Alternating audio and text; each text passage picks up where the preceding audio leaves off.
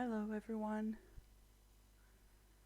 I am streaming today. It's gonna be a short stream just under the Discovering Surprising Details playlist.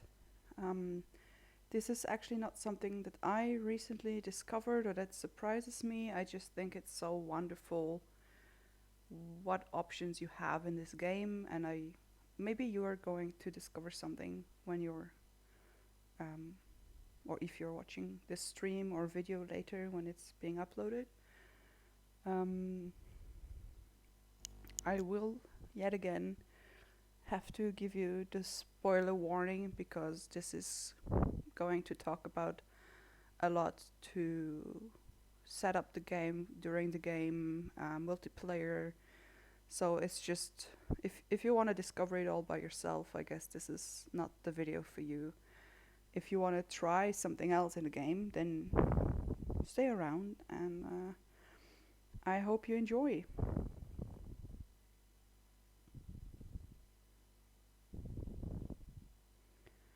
I will also be talking about mods. I did not make a list this time since it's just going to be a short stream.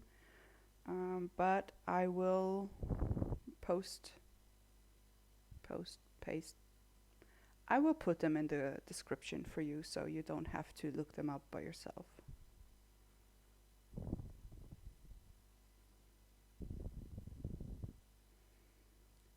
Okay, I think that's a big enough of a spoiler warning. So I can continue here. The thing is, I have been playing multiplayer a lot recently, and there's some questions that I would also always discuss with a potential co-op player beforehand, just to see if we match as multiplayer partners, farmhands. And I just thought there's a lot of things that you have to decide at some point. So I've gotten curious about how other people do it, and this is why I'm making this stream today. So I put 4 categories. The first is when you're getting started. The second is advanced options, which are in-game, just when you are getting started. So this is the second part. And the third part is extras, and I don't remember, there were 2 parts there. Well, we'll get there. I mean, I'll put all the questions there. And then the fourth category is multiplayer, which will have questions that I already mentioned before, but you have to look at them from a different point of view. So I just put them there again. It's also my longest slide. I feel like I'm making a PowerPoint presentation at this point. I have issues with my sound settings, so that's why I didn't put any background music here. I didn't want to mess it up. If there's anything that you want to know about my playthrough, let me know. I'll answer all the questions you want to. And for now, I'm just going to go through the questions, and if I have anything interesting to say about it, I will. And otherwise, I'll just continue. So the first question, of course, is which console are you playing on? Maybe which consoles are you playing on? Because by now I bought the game for 3 different consoles. Unfortunately, it's not cross-console compatible, so that's really a shame. But I have it for multiple, so I am taken care of in that manner. Are you playing single player or multiplayer? I can imagine some are playing both. You know I do both. Do you play as a male or a female character? And I find this interesting because there's some important difference here in game. Because if you play as a female character, you will receive letters from dad. And if you're a male character, you will receive letters from mom. And they're basically sending gifts and saying that they read in the newspaper about you and that they're proud and the things parents would say. But the important thing is that speedrunners also use is if you're a female character and you earned 5,000 gold, then your dad will send you 500 gold in the mail. if you're a male character and you earn 5,000 gold, then the mom will send you cookies, which also sell for a bit, but not for 500 gold. They also give you energy and health and what, but it's not it's not kind of on the same level, I'd say. And then the other letters are just letters. And then when you earned 120,000 gold, dad is gonna send you 30 stone and mom sends pink cake. So I feel like this is pretty interesting. Also, by the time you earn 120,000 gold, do you still need the 30 stone? I mean, pink cake is a loved gift for Marnie and Jazz and probably someone else I don't know by heart, so it's decent. Okay, so after character creation, which farm do you typically choose? Or do you always go with the same? Do you try them all at least once? And what do you name it? Do you have like a theme for all the farms you play? Or do you have a theme for that specific farm and there's other names that rely on it, like the animals, the kids, stuff like that, your own character name as well? So I think there's some interesting things to consider here as well. What do you put as your favorite thing? I cannot say what I put because I might get the video taken down, so I'll skip that one. Do you choose a pet, and if yes, which one?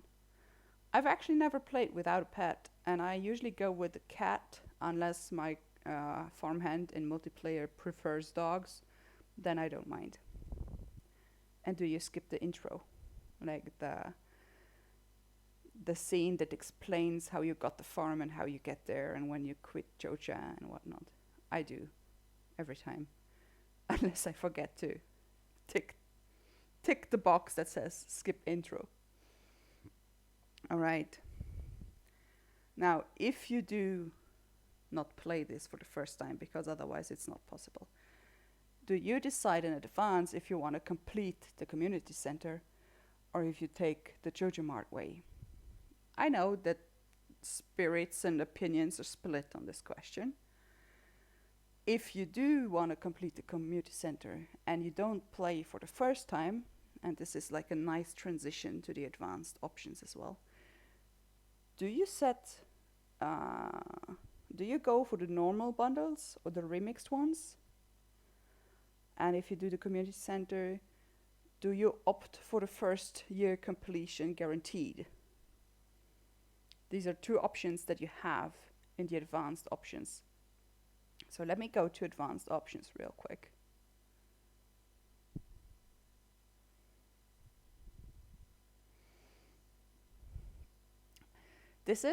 You get to the advanced options when you click on it's a gear in English, I think, on the bottom left corner, like the settings symbol that everybody knows. It's like a gear. Maybe it gives you some steampunk vibes, I don't know. You click it and you get the advanced options, and there you can decide for several options, and two of them are normal bundles or remixed bundles for the community center. I will link the wiki for the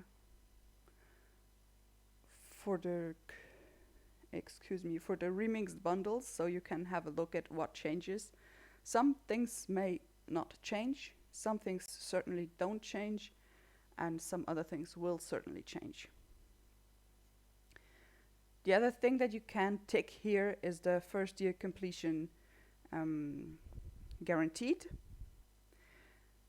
This means that you have to check the traveling merchant in the first year on Fridays and Sundays, because this guarantee comes from the fact that the game ensures that the traveling cart will sell a red cabbage seed, which you need for one of the bundles, at least once during the first year. So at least once means it can be more than once, but it also means it can be only once. And just for a little reminder, the red cabbage needs 9 days to grow unless you have some speed grow, of course. And it needs to be planted in summer, or if you already have it, in the greenhouse. So these are two options for the community center. There are no alternatives for Joja, actually. There is an option for the mines, though. Like, you know that you have chests on several floors, and that's what they call the mine rewards. And you can get the normal ones, or you can also get mixed ones here. I will also give you the link in the description, where you have a chance that the reward in the treasure may be a different one. It can still happen to be the same as in the normal ones, but there could be a different weapon, a different pair of shoes. There can be glow rings and magnet rings earlier, so you can have a look at the table on the wiki for this. Now, the other option you have is to have monsters spawn on the farm at night. This is preset for the wilderness farm, but you can also enable that for every other farm type. I think for this setting, night means after it's dark outside, so somewhere between 7 and 10 p.m.-ish, depending on the season, I think. The wiki isn't too explicit on this, because usually night means from 2 a.m. to 6 a.m., but the monsters spawn beforehand, because at 2 a.m. you pass out. So this is an option you can do, especially if you want to get your combat level high sooner. And the game also makes it so that the monsters spawning on your farm match your level of combat. You won't get a high level monster if you have a low level combat. You can also change this later in the Dark Shrine of Night Terrors, which you find in the Witch's Hut. I just offer a strange bun to it, or to turn it back off, or to turn it back on. So keep your strange buns if you want to play around with this one. Now, you may have seen, if you've been in the advanced options, that all the way down to the bottom you can put a seed number. So this is a number. I think it's 8 digits. 8 or 9, I'm not sure right now. And this will influence a lot of things in your game. I am actually planning on making a video stream about world seeds. I have been doing some research from other players who use them, and I kind of collected several seed numbers or codes or whatever you want to call them, and what they do. So I will not be able to play through all those seeds to show them what they do, so I will, in this stream, I will tell you the code, tell you what it does, and if I have a picture that matches, or maybe even a part from a video, then I will put that in. I hope my skills are good enough for that, just to show you what you can expect. Otherwise, I hope that my audio and my English is good enough so that you understand what I'm explaining.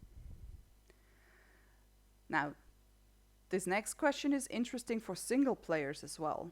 Do you start your farm with cabins on them? You can add 1 to 3 cabins. And that's the next question. If you do, how many do you put there? I will come back to this. Well, actually, let's get into it right away. So, my thoughts on cabins is this one. I usually don't put them. I don't actually have a reason why not.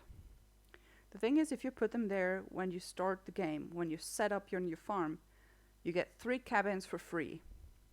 They're not expensive otherwise. You have 100 gold each, and then there's 3 types. You have the stone cabin, which you need 10 stone and 100 gold to build it.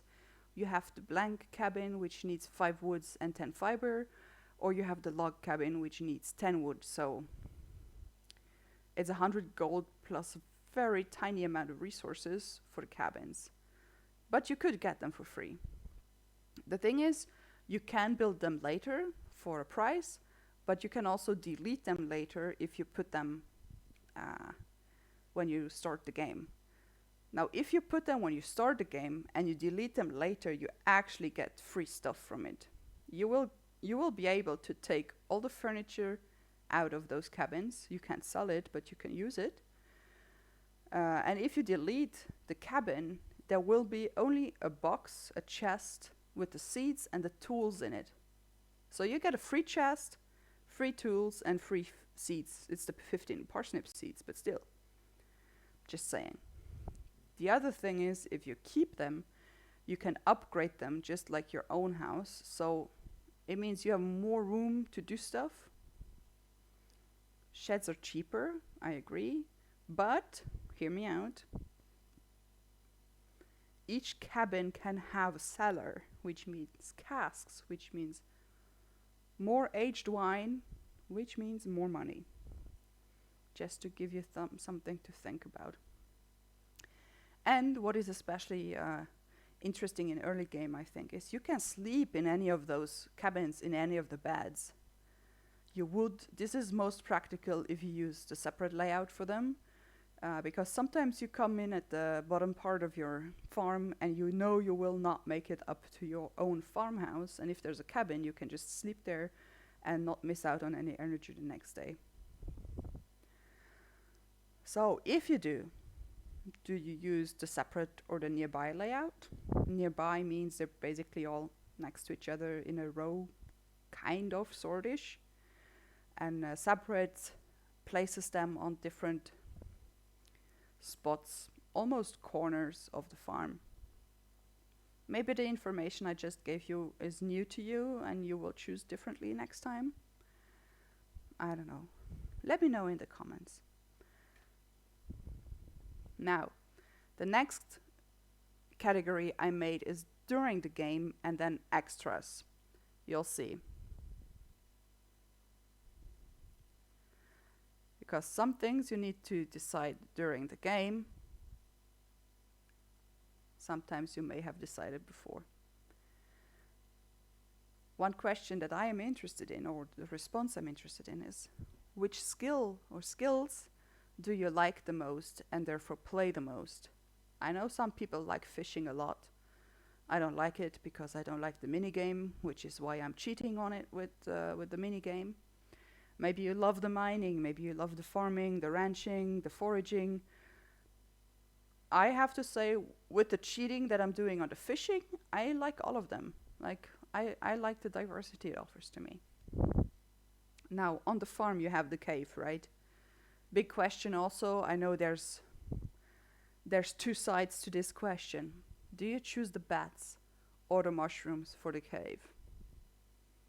There is pros and cons for both of them. Personally, I go with bats, which is helpful for the community center because you may get fruit early without having to buy or even, without having to wait or even buy the fruit trees.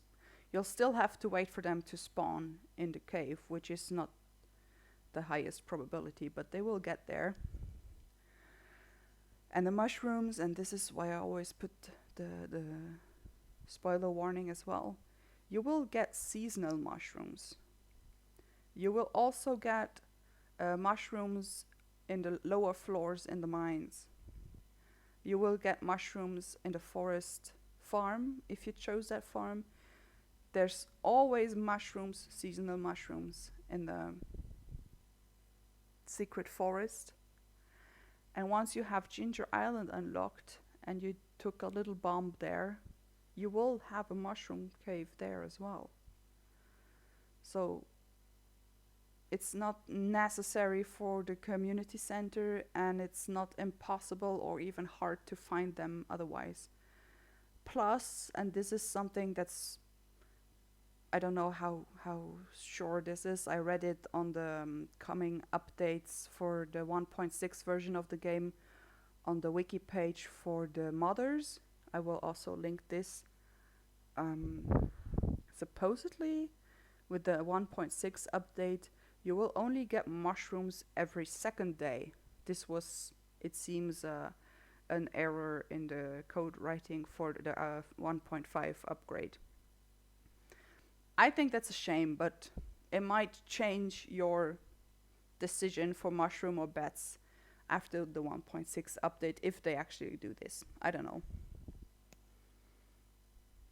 Now, if you do not decide beforehand, how often do you complete the community center and how often do you work with Joja to get everything done? I find community center nice the first time and the second time, but after that I will go with Joja Mart, except of course one of my multiplayer farmhands insists. And then, even then, I will discuss if it's okay to use the remixed bundles because I haven't done them so often. Now, last question for during the game. Do you want to reach perfection in your game? I do not see how this could potentially happen on the side, like automatically, just if you give it enough time. I mean, I know there's people who never knew what to do with the community center, who never knew that Ginger Island existed. So there is something like perfection that you can reach, and this is separate from the Steam achievements. Once you get to Ginger Island and you collected, I think, 100 golden walnuts, technically 101 because the first one doesn't count, you will have access to Key's Walnut Room. And there's a perfection tracker. It already gives you a good impression on how far you will go. Perfection will also make a difference, or how much perfection you've reached already will make a difference in Grandpa's evaluation after 2 years. Or was it 3 years? I think it's after 2. I'll look it up. I'll put if I messed it up and it's after 3 years, I'll put it in the description. Or there is the Stardew Checkup, which is a website that, well, they call it an app on the website, I think, and it basically analyzes your game file that you saved, and it tells you what you still have to do. I love it. I use this for every multiplayer game. I will also put that in the description. It's just called Stardew Checkup, and it's on mousypounds.github.io. You will see. And I found a little extra thing here, because to reach perfection, you also have to read all the secret notes. You have to find them all first, which is really a good thing to do during winter. People sometimes don't know what to do during winter, so my suggestion is go on a hunt for the secret notes, and if there's a reward or a gift or secret on these notes, go find it. Now, spoiler for secret note number 19. It tells you where to find the gold Louis statue. And here's the thing. If you place it in town, Louis will send you a letter, kinda being upset about it, but also paying you 750 gold to move it again. So it's 150 free gold, you know? So place it in town. I do not know which effect it has on friendship points though, so if that's important to you with Louis, check first. Alright, let's go to the next subcategory, kind of.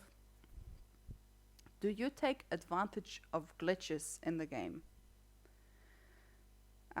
Glitches that I know are the item code glitch, where you can name your character or your animals a certain code, and every time someone says the name, you will get that item into your inventory, into your backpack. Then there's the chair for early access to the secret woods kind of glitch.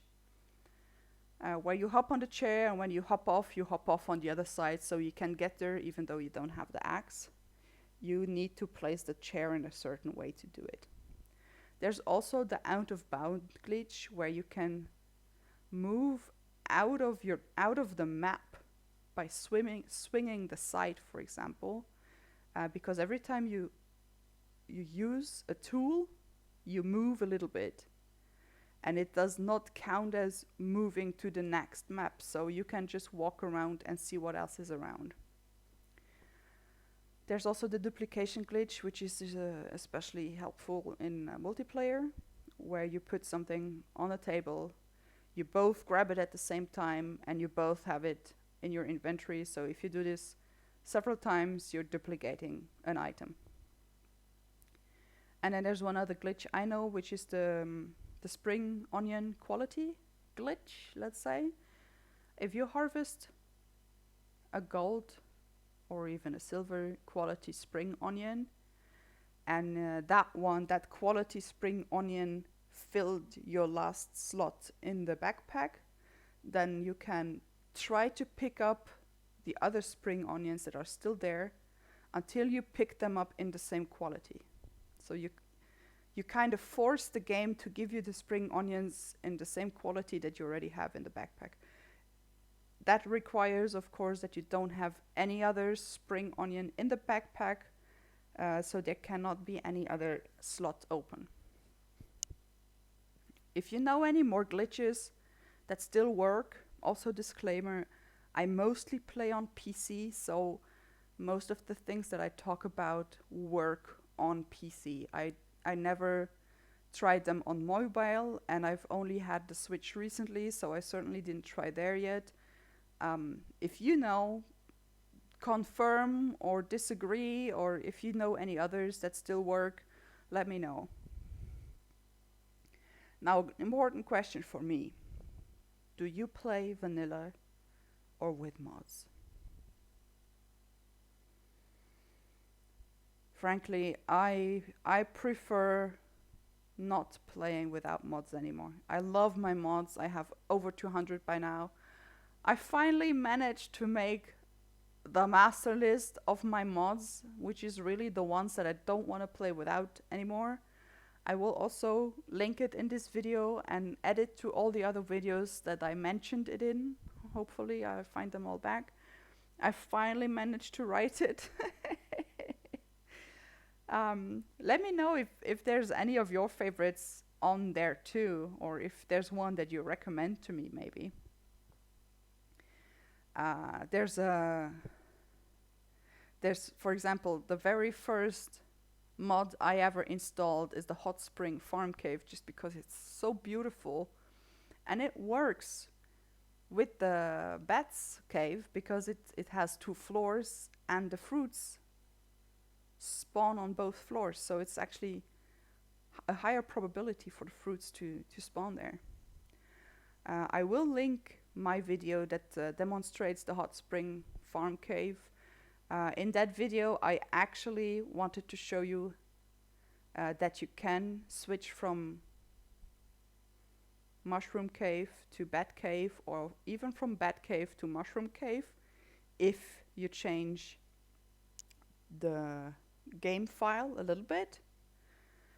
By now, there's mods who do this for you, so it's a lot easier. And there's even a mod that lets you have both bats and mushrooms, which of course I am also using since I found it. I will also link it in the description.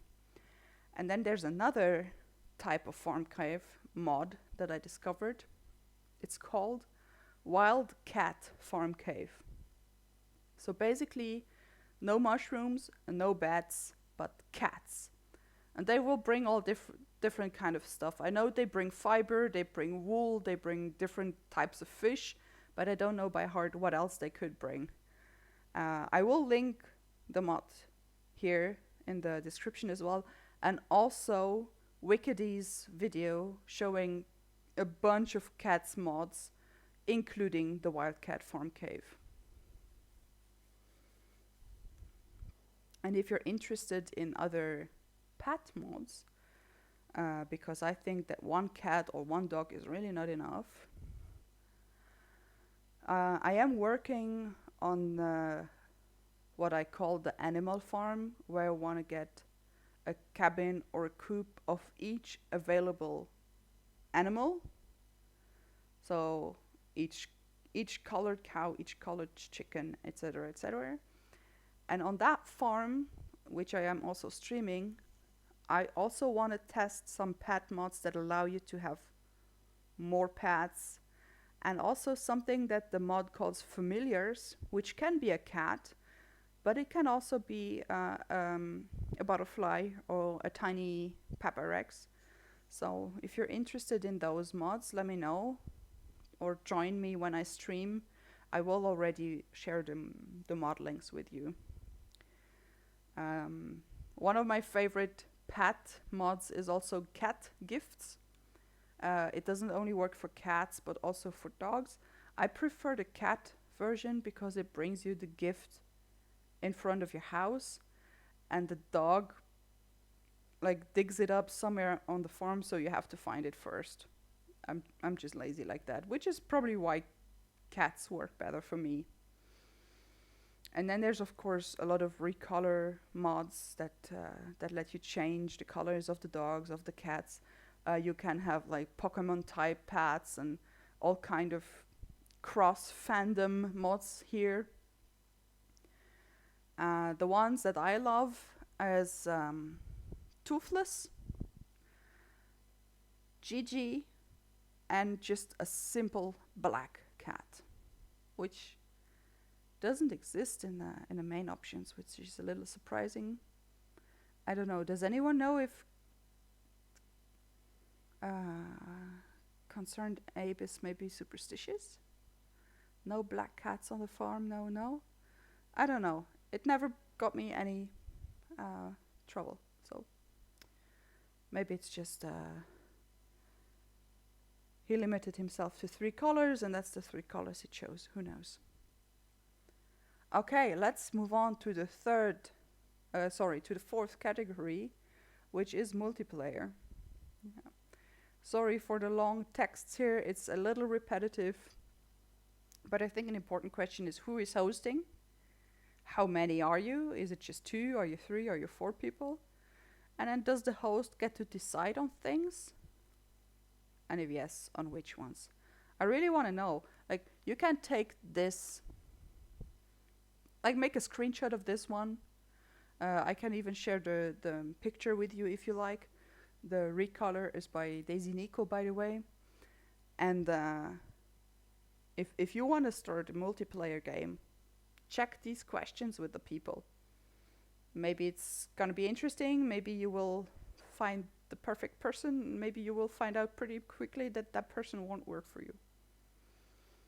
Now, after it's clear who is hosting, internet connection should be a factor in deciding this one. Which farm do you agree on? Or does the host get to decide? I don't know. What do you name it? Do you also go with a theme for the entire farm? Do you have a theme in mind that you use for multiplayer farms? I'm curious about those things. Do you play multiplayer with a pet on your farm? If yes, do you go with the dog or the cat? And now that you know there's mods for it, and if you do play with mods, would you opt for more pets? Also here in multiplayer, of course, you have to decide bats or mushrooms on your farm cave, or if you play with mods, both. Or maybe now that you know it exists, the wild cat cave. Who knows? I mean, I didn't put this question here explicitly, but you kind of get it from how I talk. Oh well, I did put it there, just have to continue reading. Ha! Sometimes my mouth is faster than my brain. You do have to agree, of course, if you're gonna play with mods or without. Vanilla or modded. I shouldn't talk so much. Now, who has your heart and your loyalty? The community or Joja? It's important. I think on multiplayer, this should be decided beforehand. What do you set the profit margin to? I never set it to anything else than default because why would I make it harder on me like that? That's no, I don't see the point. I don't see the point. How do you handle money? Do you share the wallet or does everybody get their own? In case you didn't know, whichever you decide, you can change it later. You can split money, you can merge money. You have to go to Lewis's house for this one. There's one book for divorce and there's one book for money. So you can do it there for free as well. And the book for money, if you have separate wallets, also allows you to send money to your farmhands.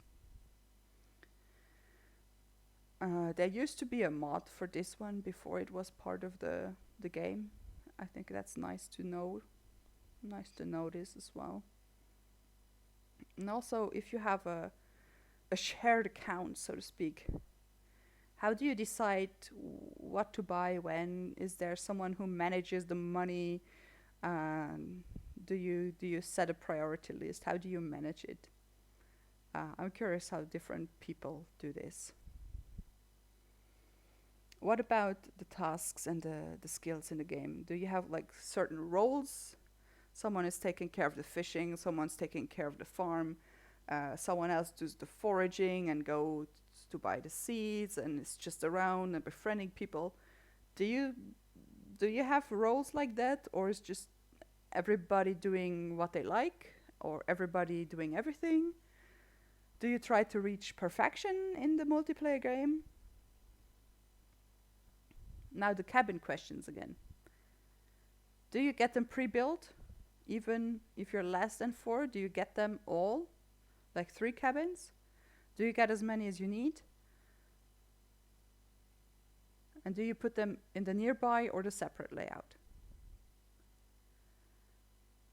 Do you play with a world seed on multiplayer? Or if you're hosting, do you play with a world seed and your farmhands don't know? Would be a little bit cheeky, I admit. I have never played with a seeded world, so I don't know if I would tell my fellow farmhand. I don't know. Now, if you do multiplayer, are you playing online multiplayer or are you playing local co-op? If you do online multiplayer, do you talk over the in-game chat? Do you have a voice call going? Or do you use any out-of-game chat messaging system? I prefer voice calling. I think it's just easier. There is also a mod, by the way, that lets you combine local and online co-op. I did present it in a mod testing video stream, but it didn't work. But that was my fault. I needed a second gamepad. I didn't have one, so I still have to redeem that mod. That's on me. Okay. Last questions. Sorry, last question. Where in the world are you and your fellow farmhands? Me and my fellow farmhands are on at least 3 different continents, which I find pretty cool. It's like the advantage of the internet and fucked up sleep schedules, I suppose. If you're willing to share, like, whichever level, continents, countries, states, I don't know, don't give me your address, okay? You shouldn't do that on the internet. But roughly, let me know where you and your farmhands are in the world, because I know these types of games and the internet bring people together. Also, let me know if you do play local co-op. I think sometimes nowadays people forget that games can be played together in the same room, and I want to know if people still do it.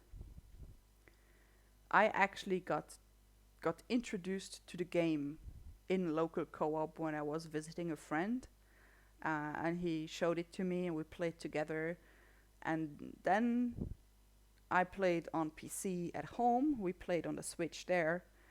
And now we play on PC over distance. And now that I have a Switch, we can also play our very first farm together again on distance. I think that's pretty cool. I do mostly play on PC. I also play on mobile and Switch. I have a Twitter account for that. If you're curious, I can also link that one here. It's the same. What's the name? Same nickname, same username as on YouTube and on Twitch. So easy to find me. Also, there's one thing that has been bothering me while I've been preparing this stream. Does anyone else always want to write Joja Mart with a K, like Joja Marked? I suppose that comes from other languages I speak. Concerned Ape definitely says no K in Joja Mart, so I tried. I hope I didn't miss a wrong spelling somewhere on my presentation here. Alright, I said I would do shorter streams. I mean, 40-ish minutes isn't too bad compared to the 3 that I usually do. So, as always, I thank you very much for watching. I hope you may have discovered something new on this stream. If there's any open questions, feel free to ask me. I hope I will remember to post all the links that I told you that I would. I am happy if you say hi in the comments or watch the next stream, give me a like maybe. Or if you're just here for watching and listening, that's fine too. I'm glad for everyone who can deal with me. I wish you a good rest of the day or the night, wherever you may are in the world. And I hope you're going to be with me again on the next stream. It's going to be about a mod test for an island cellar. And I do have to work more on the museum layouts that I've been thinking about. Alright, see you next time. Bye.